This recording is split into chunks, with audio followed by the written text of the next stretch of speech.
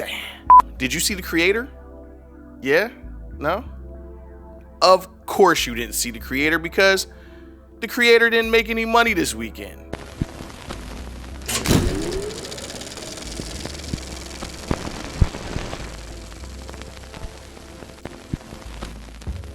And that's unfortunate. That's really unfortunate for us filmmakers.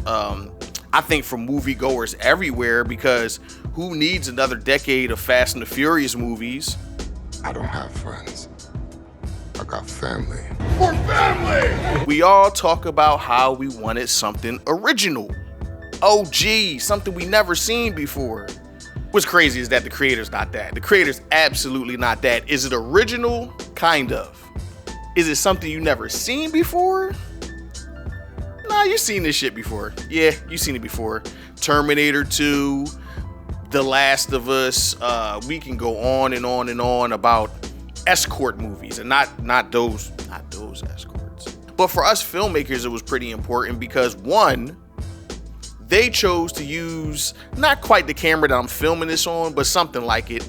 A FX3. I'm filming this on the FX30, but they chose to use what they call a prosumer camera to make a big budget sci-fi film, and I'm not mad at that at all. What that led to was a lot of think pieces and YouTube videos about how this is going to shake up the industry and change things, because now you don't need to have a $40,000 RE to make a movie. You can do it with an FX3 that you can buy from Best Buy. Now, I don't necessarily think that's true, because I think there's a time and place for everything. So for Gareth Edwards, the director of this film, the FX3 was perfect for them because they wanted to be discreet. They didn't want to be noticed because they shot a lot of this movie on site. Like they went to places, they flew all over the world to film this movie, and they didn't use many green screens or blue screens to make that happen. I don't think they used any, if I'm not mistaken, but yeah, it didn't look like it. From what I saw in the film, it didn't look like it. They used a practical approach and needed a practical camera to get the job done.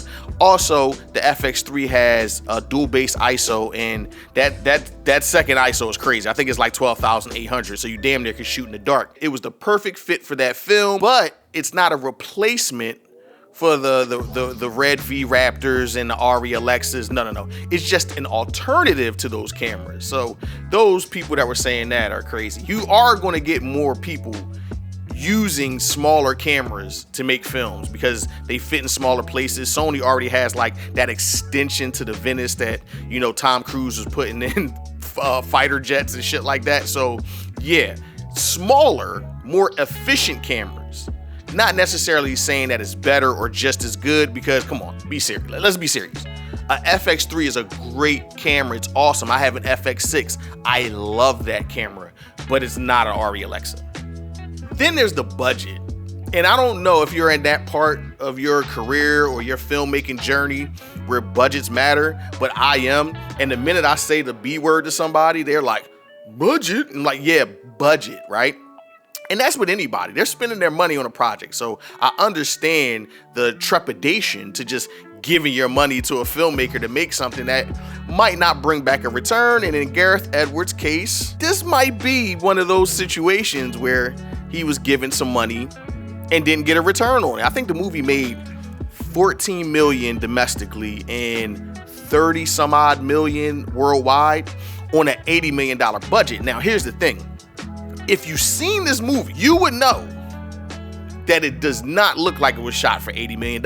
It looks like it was shot for $200 million. And that is an achievement all in itself. I'm going to buy this shit on Blu-ray when it comes out so I can watch it again at home, because it's a visual masterpiece. And I did see Oppenheimer. It's probably the best looking movie I've seen this year. And I know that's crazy after seeing Oppenheimer, but it's really good looking. It's one of the best movies you can see. I saw it in IMAX. You should see it in IMAX if you're going to go see it, but it has problems.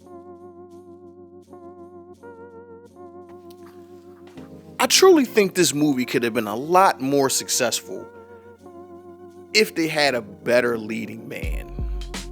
And not trying to take anything away from John David Washington, the son of the great Denzel Washington, but yeah, he's kind of hit or miss to me.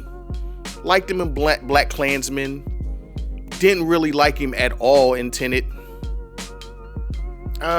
he was okay here. He was okay here. He had some moments. He did have some moments, but not enough for me to advise somebody that they should see it because he's in it. They probably should have got someone else. And I hate to say that. It's like taking like food out of somebody's mouth, but you know, you got like Michael B. Jordan out there. I know everyone loves Michael B. Jordan. Lakeith Stanfield, that's a good choice there. Daniel Kaluuya, another good choice. I don't know if they're, you know, movie stars. I just think they would have been better in the role. Hell, Pops could have did it, man. Denzel in a original sci-fi story. I'd buy that. Shit, I just bought him as the Equalizer. Old guy beating the shit out of people. Worked for me. It just, I don't know, it just didn't hit the same. Even the child that plays Alfie, and I'm pretty sure this was written this way because she's AI. I just didn't buy their relationship. Their relationship just didn't do it for me. And I feel like for this type of movie, for a movie that's kind of like that Terminator 2-esque escort thing going on, gotta have a pretty solid relationship with the two people, and I just wasn't with it. So by the time the finale comes and I'm supposed to have that emotional stake in the story, I didn't have it.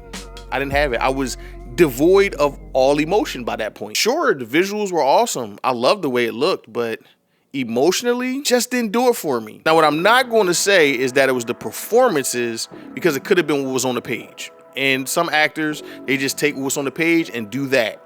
They didn't put any sauce on it. And this movie clearly needed some sauce. It's a little dry. But that also does not mean that it's a bad movie. I think it's a pretty well done movie. And it is entertaining. The action sequences are awesome. But it just, I didn't have that emotional stake in the characters or where they were going. So that always, listen, The Last of Us, Joel and Ellie, you know, Terminator 2, I mentioned before.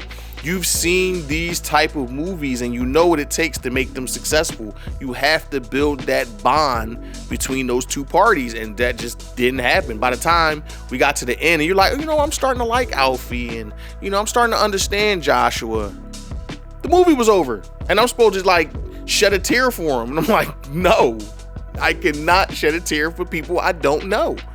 Even Joshua's love interest, Gemma Chan, didn't see enough of her to care. So go to the fucking movies, people. Come on. Half of you guys spend like $10 to $20 on skins in Fortnite. Really? Is that Spider-Man skin really worth it? Go to the movies, get out. We need more original films. We need more variety at the box office. We just had a summer where you had Barbie, Oppenheimer. And I know like Barbie, but if you've seen that movie, you know that shit was risky because that's a crazy ass movie.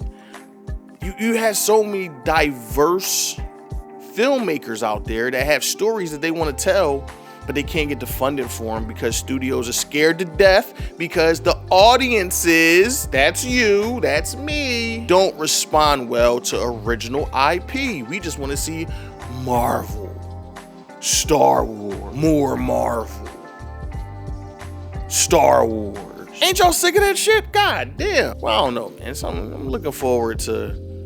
Nah, actually, I'm not. No, I'm not looking forward to that. Maybe Loki will be cool. I don't know. That's why A24 to me is killing it, because they're creating original shit, regular adult movies that resonate with me. I am fucking with A24, and hopefully, you know, that sets a precedent. And what we thought the creator was going to do, it's actually A24 that's going to do it. So, looking forward to that. Bing bong, bitches.